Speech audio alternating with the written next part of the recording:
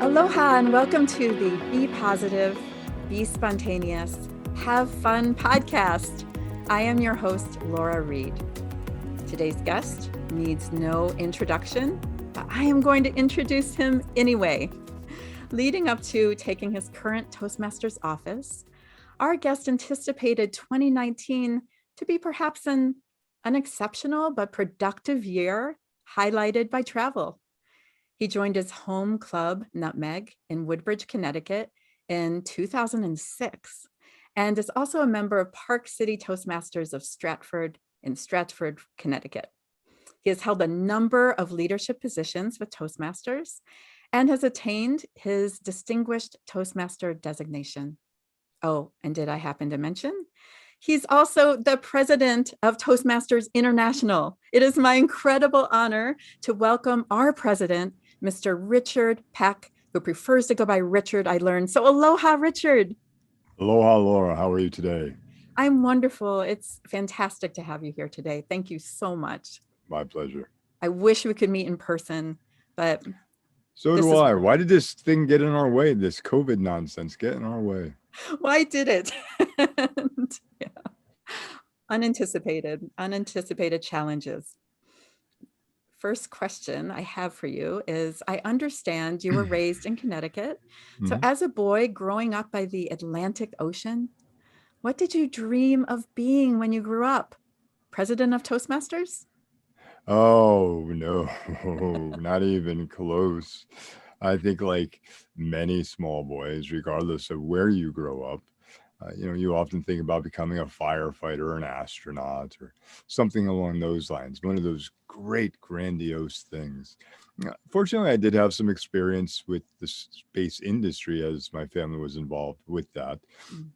So I did have a little bit of experience there, but those are dreams that for some, and probably more men than many, don't come true when you start thinking about them, because there's a reality that comes to be. I was a volunteer firefighter for quite a while, but it just seemed that getting up at 2 or 3 o'clock in the morning to fight a fire was not working out well for me.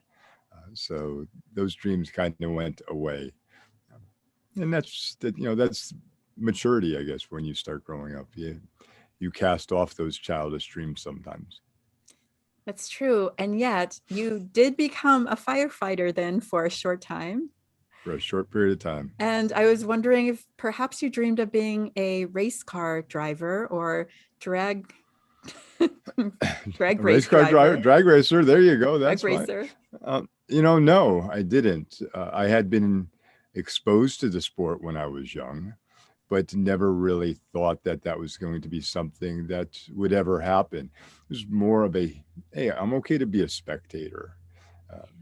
And it wasn't until later on in my life that I actually decided that was something I wanted to pursue.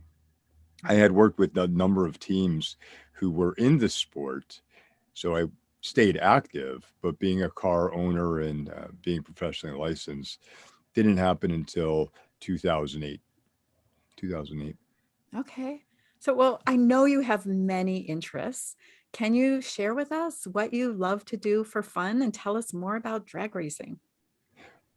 Well, anyone who happens to follow my wife on Facebook, not me so much, because I just don't go out there too often. I find it to be more of a drain for me to go out there and try to keep track on everything, if you will know that I like to cook. My wife is always posting pictures of me cooking something new around the house. So I really do appreciate that. The kitchen in my house and my outdoor kitchen have been designed for me to be able to do those things. But I like trying something different. I like trying to find new cultural foods to try and cook, just to see if I can do it and see if you can find the ingredients, obviously, which aren't always easy, especially if you're trying to cook a Middle Eastern or African dish, getting those spices here in the States. But that's what I do for a majority of my time when I have time. As you can imagine, being the president of Toastmasters International takes up just a little bit of time. And then when I do have some downtime, I do like to go out and do some racing.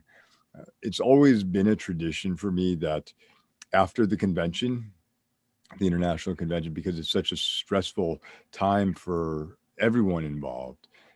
As a member of the board, we're there for 10 days or more in meetings and then the convention. I'll take a couple days to go to an event just to unwind. And Mm. you wouldn't think that drag racing allows you to unwind. You would think it'd be more stressful, but it's the solitude of being in the car by yourself, the focus on something different that makes it that unique and gives you that opportunity. So the smell of diesel in the morning helps you unwind. Alcohol. I race on alcohol, not Oh, diesel. So okay, alcohol. not the drinking kind. Don't get Okay, crazy out there. thanks for clarifying that. Yeah, it would be a little early. Drag racing, all right, it reminds me of this saying, if at first you don't succeed, you shouldn't try drag racing. Where did you hear that saying? Would you agree? No. No. If at first you don't succeed, you keep trying. Why would you give up on anything? You haven't failed at something until you stop trying at Mm. something, right? Ah, I Think love about that. Edison and the light bulb. How many times was he not successful at making a light bulb? If he gave up, we'd still all be in the dark. It's true. But That's a he good point. kept going, right? So you don't give up. You don't fail until you stop trying. Don't fail until you stop trying. I love that. Well, with drag racing, I've heard you say that you have to rely so much on trust, especially Mhm. trusting that team behind you, even though you're alone in that moment in your car, obviously. Could you tell us more about how that relates to your philosophy of leadership? Oh, absolutely. And I think anyone who's in any form of leadership in our organization understands this philosophy, because you can't be there all the time. You have to build teams and empower them to make decisions and trust that they're going to make the right ones. You're not there as a micromanager. Seppi is not there overlooking her team all day long. She's empowered them to make decisions. She's given them the vision of what they need to do, and she lets them go, and she has trust in them. As a race car driver, I have to trust that my life is in their hands and they're doing the right thing. Now, that's an extreme way of viewing a team, but we have to think of team building that same way, that we have that much trust in individuals that they will get the job done. Now, to say that I give everything away would be incorrect. There are still certain things as a driver that, although I trust my team, I want to do. So I will pack the parachutes on my car myself, because I want to make sure I'm going to stop so I know it's done right. Or I'll let my wife pack my chutes. And I joke it's because she doesn't know if I paid the life insurance policy at that point or not. And so she wants to make sure I stop. But just like a district leader, region advisor, any position, there are certain things that you monitor yourself while letting others do what you've empowered them to do. Absolutely. And I've read that you said when you're in that car in the race, you have to think not just quickly, but smartly. Yeah. Yeah. So I'll give you an example of that is in regular leadership. You have to react to situations usually because you haven't prepared for them, haven't planned for them, but you have to react smartly to them. You can't have knee jerk reactions to them. When you make knee jerk reactions, it's often the wrong reaction because you Mhm. haven't taken the time to analyze the situation. In a race car, if you're going down the track and let's say you're going off course just a little bit, you can't jerk the wheel back and expect the car to respond, especially at a high speed. All that's going to do is cause an accident. So you have to react quick to bring it back, but you have to react smartly and do it in a proper manner. Leadership is like that across the board. Well, speaking of staying on course and perhaps navigating unexpected twists and turns, I know in our Toastmasters Club, we usually have a word of the day. I think if Mm, there was a word of the year for this past year, it'd probably be unprecedented. mm. Hear that so much. These are unprecedented times. How have you been able to successfully navigate this past year as a leader? Well, we have a team, right? It's not me doing it by myself. We have the board of directors who are doing a great work this year and helping to navigate these, as you say, unprecedented historic times to make the right decisions for the organization. I will say, though, that what I've also seen is the way our members and our leaders are continuing to be resilient in these times. The leaders are shining the light in the darkness. There's no doubt about that. And it's because of them, their encouragement, their constant involvement, their being uplifting and supportive, that we're managing to work through these times. And as I've managed to travel the world virtually, seeing our members and seeing our leaders, talking to them and hearing their stories, it just goes to show that regardless of what we're facing, we're an organization that is there to support one another. And we'll do that regardless of what the time looks like. Mm, absolutely. What are some of the benefits that you've seen, some of the opportunities in the virtual travel? Yeah. So one of the things I'm doing this year that you may have heard about, Laura, is the International President's World Tour. And the goal of that is to visit 145 clubs in 145 countries, not just visit, but take on roles at those clubs. So I, just an hour ago, left Gambia, where I was a pathway speaker. Amazing you can be from Gambia to Hawaii in an hour. Great flight, isn't it? No, my baggage didn't get lost. But what I'm noticing as I travel to these different countries, these different clubs, is that there's groups of individuals that are visiting them as well, that are not members of that club, that are visiting from other countries. And I'm seeing this cultural evolution, if you will, where we're all getting to learn more about each other. And we're all getting to experience the culture, the country. By delivering a speech in another country, you know if your message is the same, if it's being heard the same way when you get the evaluation. So seeing that, watching the world get smaller, not in size, but in distance between people, has just been an amazing, amazing thing to watch this year. I bet. I think I had seen you visited, was it 135? 132 as of this morning, I think. 132. So what are some of the things that have really stood out to you about visiting that many cultures? Are there similarities that you see, common threads? So there's common threads, yes, because all of the meetings are the same, more or less. So you're going to have speakers and table topics and all that, evaluations, but it's the twists they put on them. And it's what they include in their meeting that makes it so much different. When I was in Zimbabwe the other day, they started off with a musical artist from Zimbabwe singing a song to open the meeting during the networking session. The song is My Beautiful Zimbabwe, which was just so uplifting to hear it. And you're watching the audience members and they're dancing in their seats and you can see how they're relating to it. And not only the members of the club, but the individuals who are joining remotely. Then later on in the meeting, they had a nice video about animals and those type of things, but they're sharing their culture. And that's something that's been just amazing to watch how clubs are doing that. The other thing is to watch what they're doing with technology.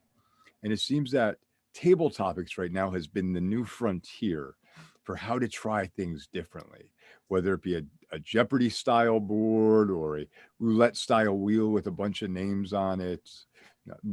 They're really doing amazing things. If you read one of my recent viewpoints, there was a club that actually did a Pechakucha style table topics where it was 3 images that changed every 30 seconds. You didn't know what they were, but as a speaker, you had to speak to them. So there's so much creativity coming out of this. I think people, at first, the learning curve seemed pretty steep, but I'm amazed, even watching the speech contest, what contestants are coming up with, different interesting ways to use the screen. Yep. Okay. And also I need to go visit that club in Zimbabwe, as I lived there for a few years and I heard that song, My Beautiful Zimbabwe, every day for a couple of years. Very nice. Yeah, that's beautiful. Are there things that have stood out to you that have just been really creative uses of the technology that you think are going to stick around for a while moving forward? Well, I would challenge that from a standpoint of it's going to be up to clubs and what they're going to do going forward. How many of them still want to meet in this 1 by 2 inch environment on a computer screen, and would rather be back in person, shaking hands and getting that energy in the room. And when they go back to the hybrid environment, if they go back to a hybrid environment, what does the technology look like at that point? Because the technology needs are going to be so much more than what they are now. To have a group of people in a room, you're not going to sit 20 of them around a 13-inch laptop monitor and hope that they're going to enjoy what they're seeing on the screen, or have individuals joining remotely who can't hear the audience. So I don't know what aspects of it are truly going to stay the same going forward, or what the evolution is going to look like at that point. Yeah, absolutely. I'd love to hear more about your journey as a Toastmaster and how that began and why you stuck around. Well, I'm going to have to tell you then that you're going to have to join in on the conference tomorrow when I give my keynote speech. Oh, I'll be there. Because that is really what my speech is going to be about. My keynote is my uphill journey to the bottom. Absolutely. Okay, so you're not answering the question. I'm not going to answer that question now.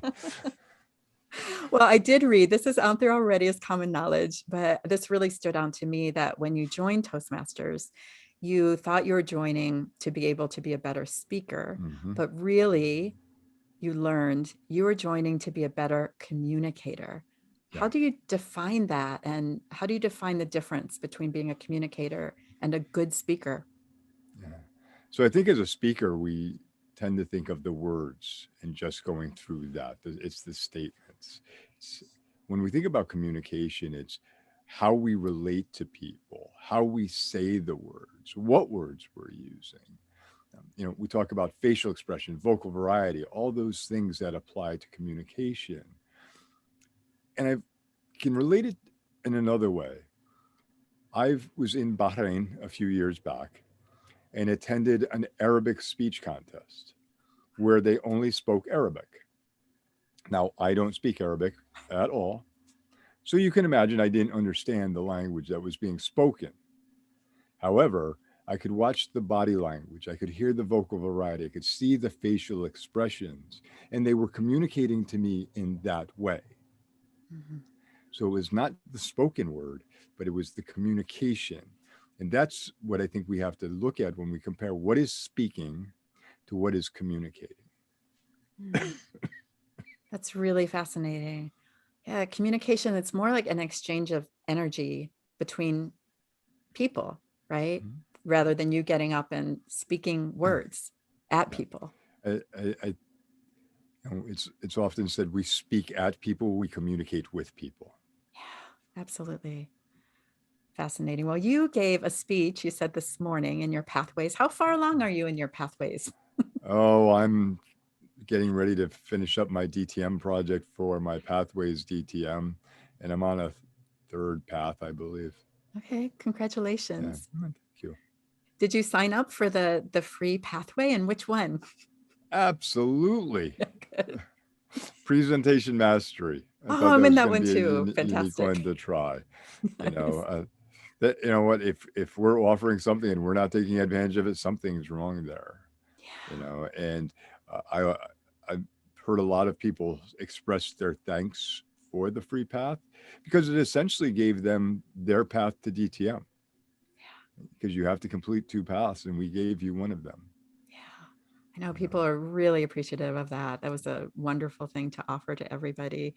Is there a speech that stands out to you in your Toastmaster journey that you love and you'd love to give again? And if so, what was that speech about?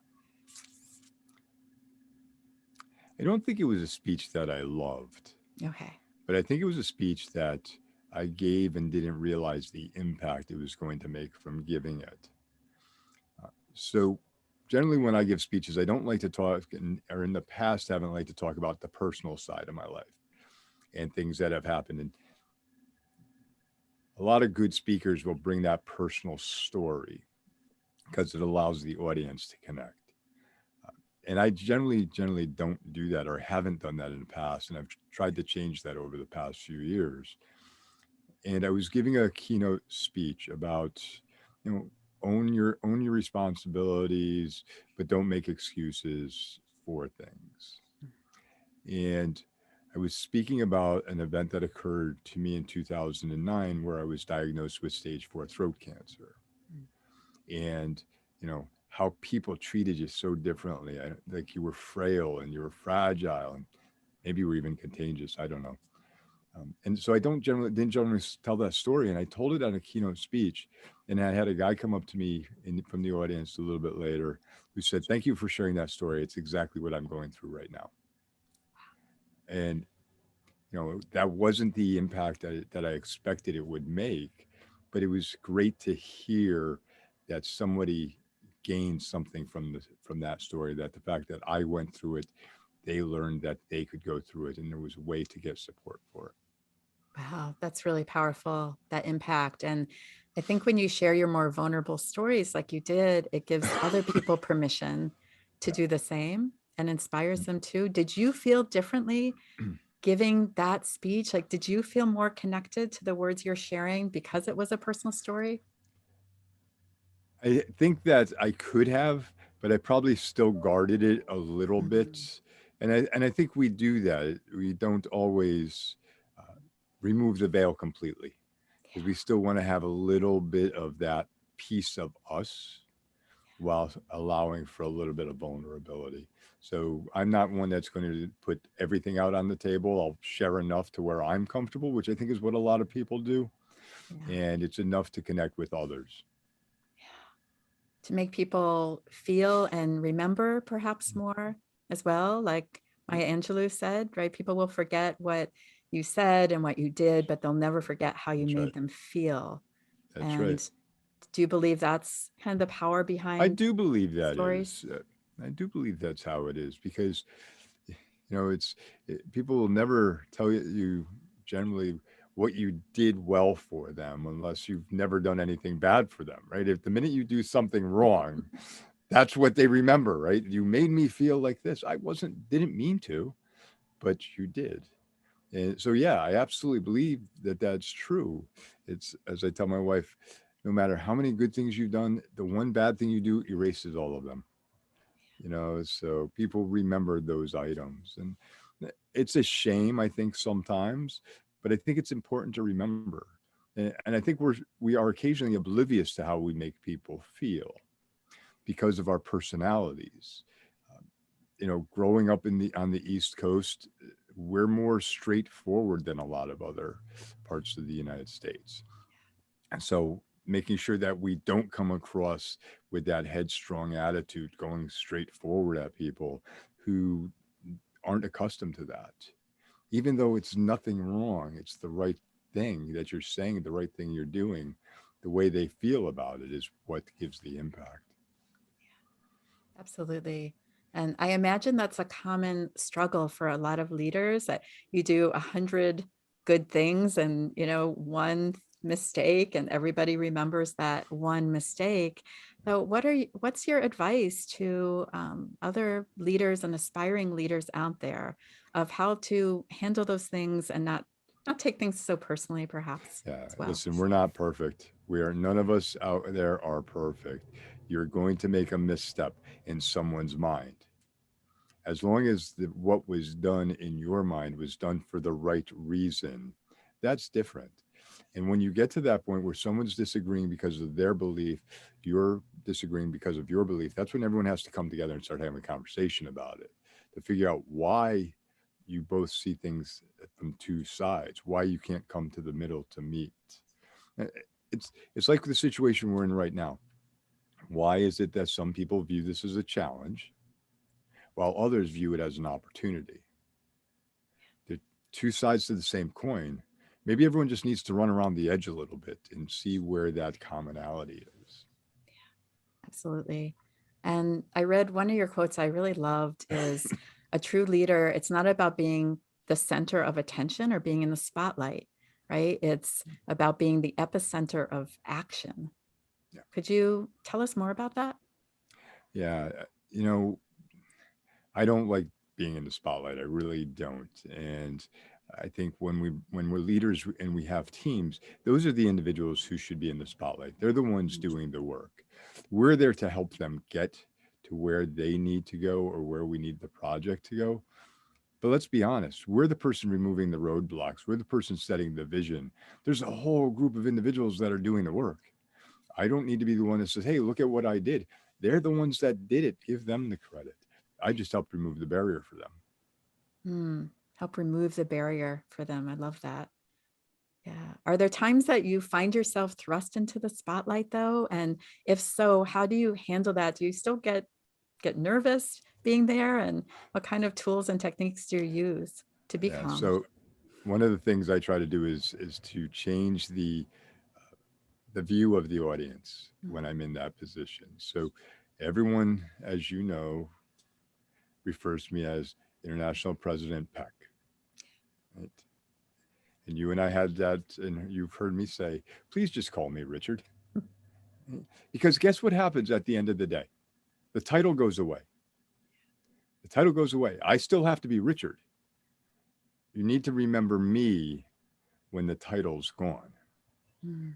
You know, and I tell leaders, or try to tell leaders, that titles don't make the person. The person makes the title. Mm. And if you're being led around by a title, you're doing it for the wrong reason. And you know, I know in about 3 short months, that international president title is going to come off my name, and I'll be a past. You know, so but I'll still be Richard. I won't be past Richard. That's true. Well, speaking of that, by the time this airs, the our elections will have been over, and I think actually that might be happening today.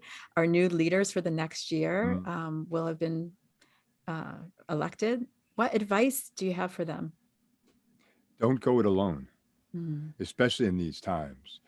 Sometimes leaders will get themselves in a mindset where they believe that asking for help is a sign of weakness, right? You've been elected to a position or you've been appointed to a position. It's because people believe you have the skills to do it. They don't believe you have the skills to do everything. They really don't.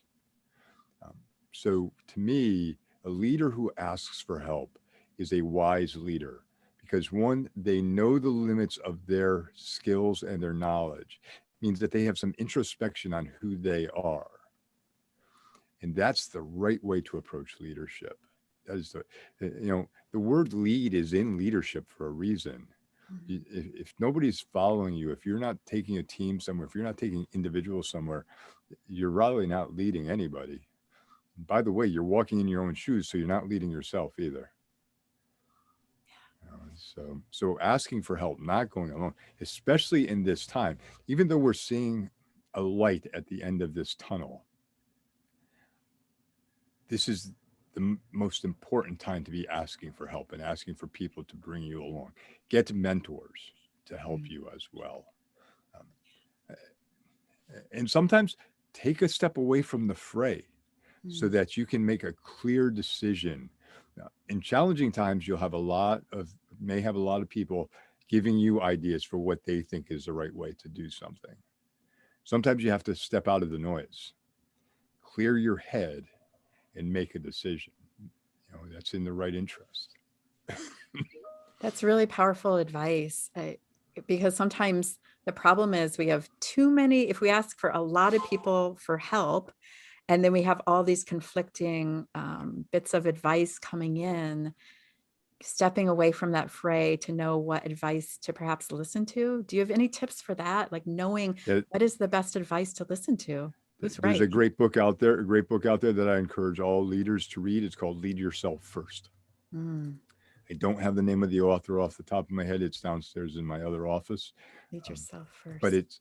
it's a great book that talks about how even some of the presidents, generals, some of the greatest thinkers of all time have had to step away from it.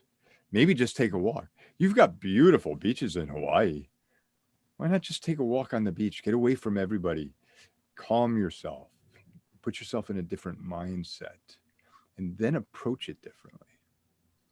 All right. I love that, especially in these times when we're so glued to our uh, two-dimensional worlds here. Yeah. Do you find that you have to make more of an effort to unplug these days? And are you able to do that? No, I have to take more time to do it, but it's not easy to do. Um, especially with some of the things that I'm trying to see to through to fruition during this period of time, um, and trying to keep a pulse on what's going on in the world around us. You know, think about India right now and what's going on in India these days, and how many members we have there. And it's Mm. just not members, but think about how many individuals are there and being impacted by this. A global community. So it's not easy to disconnect because you're always trying to keep a pulse on things. And through the world tour, there's been a lot of time online as well to be able to meet with our members. And I think it's the right thing to do. But yeah, it's sometimes it's very, very hard to disconnect. I have a calendar that's seems to be endless on appointments that are going on. So, tomorrow morning I'm starting off in Singapore or Malaysia, and then I'm going to go to Ghana, and then I'll be in Hawaii. Oh, good. Back in Hawaii I'm coming virtually? back to Hawaii tomorrow. Oh, So tomorrow you're going to be here. That's right. You'll be here virtually. But I hope you'll come visit when we're back in person and you can. Hawaii's pretty nice every time of the year. yeah, Like it was Connecticut. funny when we were talking about that during the town hall.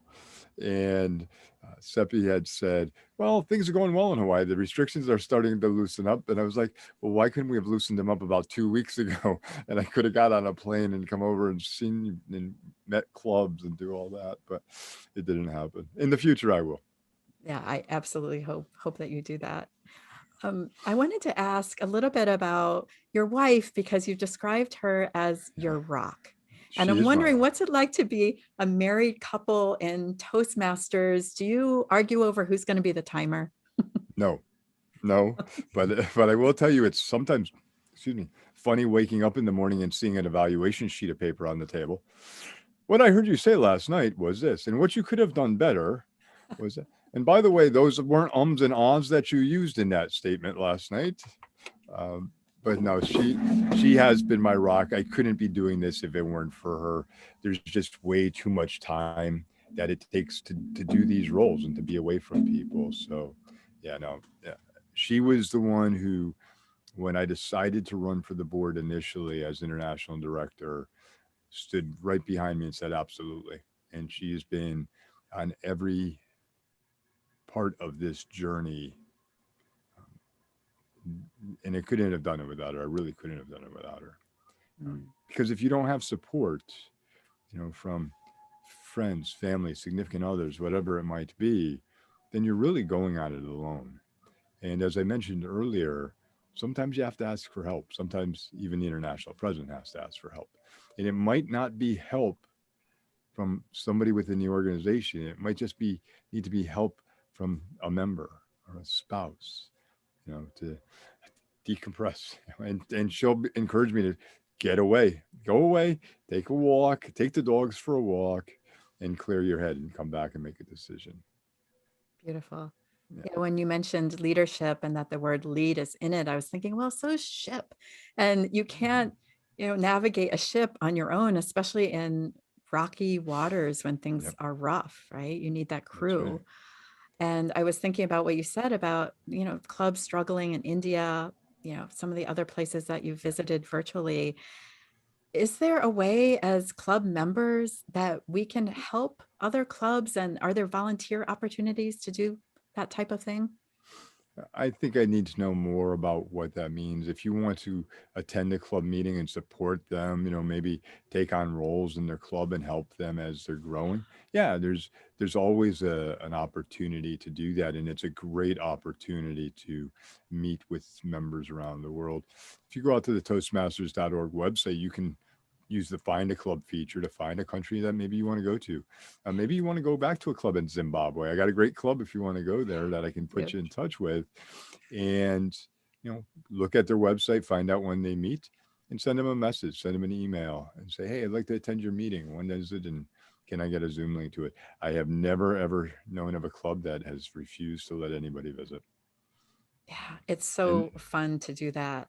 I recently visited randomly a club in Florida just to be able to practice my speech. And they're my best friends now. They're the yeah, best people. They were so fun. And I love that. There's just natural camaraderie, I think, between Toastmasters clubs, even if you've never met them before that moment. And that's definitely a benefit of this virtually, I find. well, it's the uniqueness of our commonality. When you think about our organization, we're all in it to improve ourselves, whether they be communication skills or leadership skills. And then there's that third piece where we are there to support one another. And so regardless of where that club is, the sections of the meeting, the types of individuals that are there are all the same. You know, when they're in person, they may meet in different places, in different type of buildings or restaurants, anything like that. But the process and the purpose is all the same. Mm, the purpose is all the same. I love that. How do you find that being in Toastmasters transfers over into everyday life and supports you in that way in communication? I think active listening has become a big thing nowadays because you really have to listen to what people are saying. There is so much driving individuals right now. Some things good, some things that are challenging to them. And you have to be able to listen to them and really listen to them to understand what's going on. So I think that ability, that active listening that we get from doing evaluations and listening to speakers is a key component in what we're doing right now. You know, as as leaders, as a leader myself over time, I've had to learn to stop speaking so much Mm, and start listening more. As a project manager, I my natural instinct is to solve a problem the minute I hear it. I could be trying to solve the absolutely wrong problem if I don't listen. mm. And they don't always want you to solve the problem for them. Sometimes they just want you to listen and give them the opportunity to solve the problem.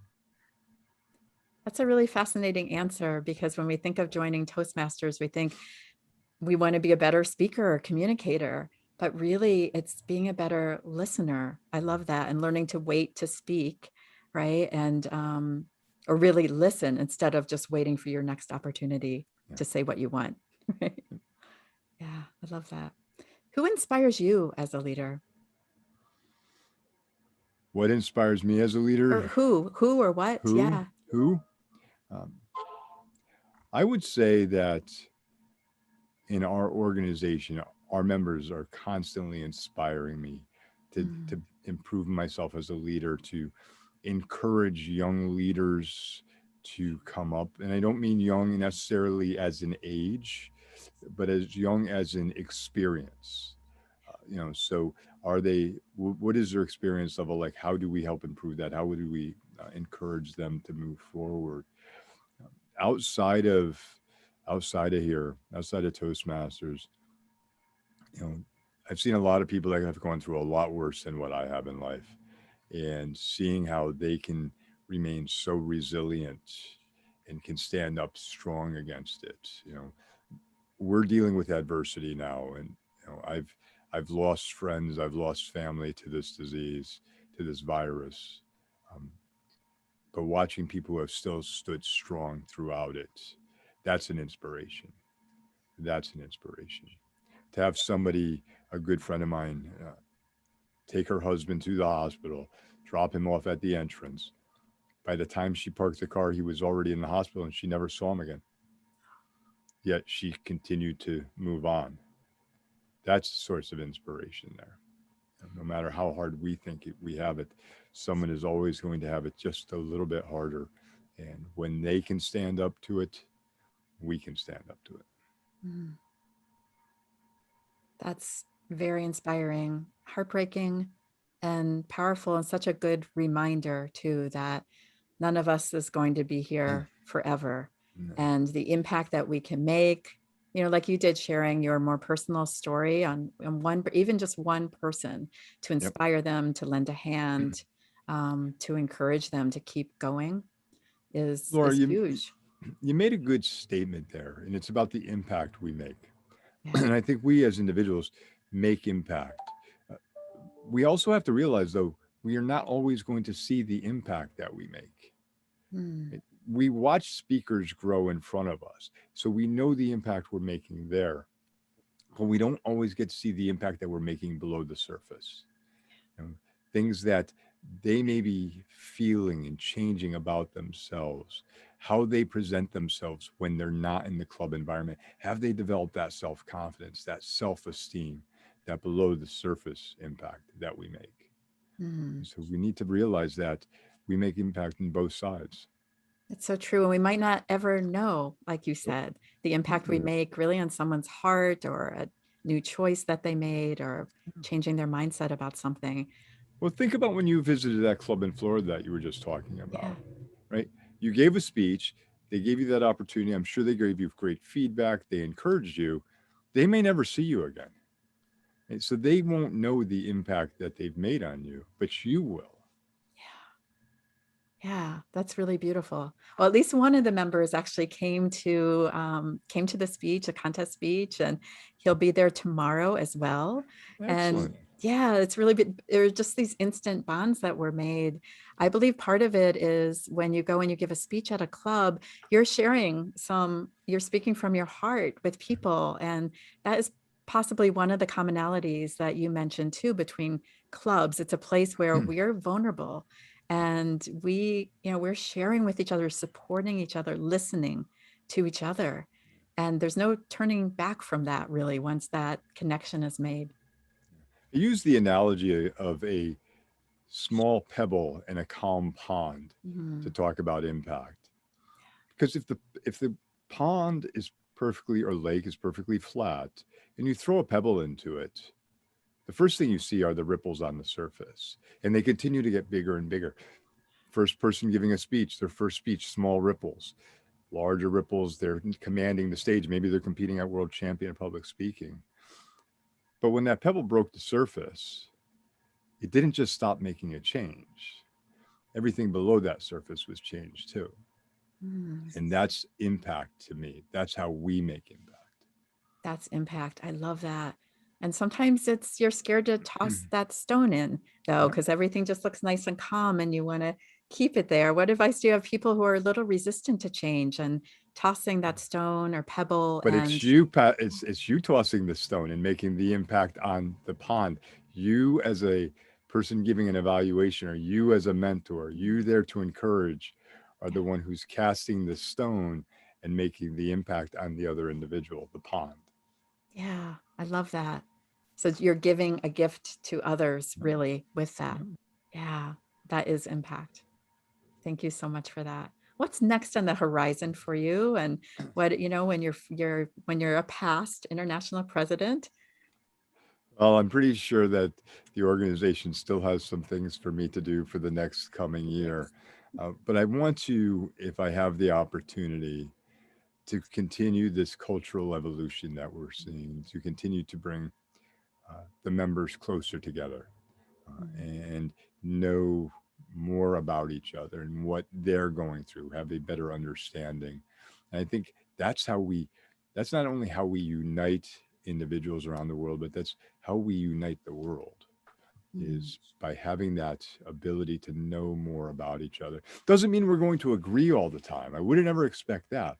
But if we understand why we're not agreeing, that's a source of power, a source of wisdom. And if we can continue to do that, even when this is over and we may go back to in person meetings, if we can find ways to continue to do that, uh, I think it'll be a great opportunity. One of the things that I'm planning on doing for Through the World Tour is a journal of all the clubs that have been visited. Mhm. And I've asked the clubs to provide the write up. What would you like to share about your club, your country, your culture, so that we can share that, excuse me, with the rest of the Toastmasters world, and they can learn more about people, learn more about the clubs and the countries. Well, I see a book on the horizon then, because that would be amazing and so fascinating. You've had such a unprecedented journey, and yeah, there's so much to learn from it. It has been a year. Yeah, absolutely. I'd like to close with, is there a favorite quote or mantra you live by? So there's a recent quote that I came across that I really find appropriate in these times. And it's a quote by Helen Keller. And the quote states that a bend in the road is not the end of the road unless we fail to make the turn.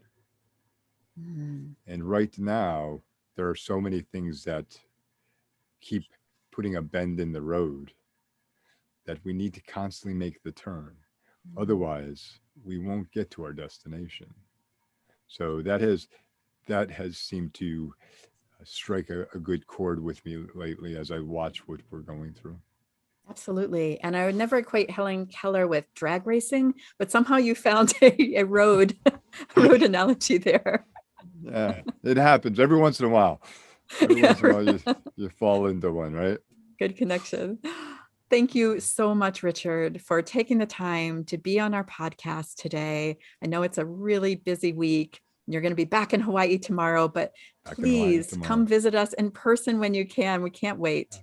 Absolutely, I would love to. Thank you, Laura. It's been a great opportunity to be with you on this podcast today, and really great questions to have a, what I would call a conversational time. Too Yeah. many times, I think questions are very straightforward and they don't lead to that conversation. So you've done a great job with your podcast. Greatly Oh, appreciate it. I appreciate that so much. I hope you had fun. I definitely had fun. And we learned a little bit more about the man who's there, Richard, behind the title, right? Yeah, we are going to keep being. Aloha. Thank you. Aloha.